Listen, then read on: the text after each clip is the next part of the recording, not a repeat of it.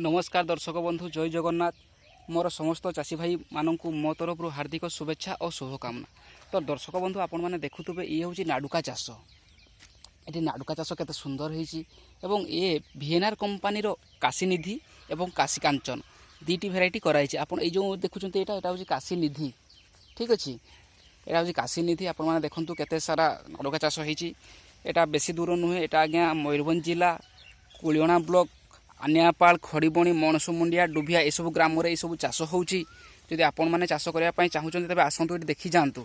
देखो काशी कांचन टी केवल टे डंक होती काशी निधि जोटा से देखो ये डंक ना।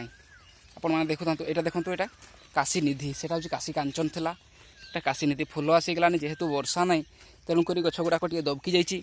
पुणी वर्षा हेल्ले गछ गुड़ाक बेस हृष्टपुष्ट हम।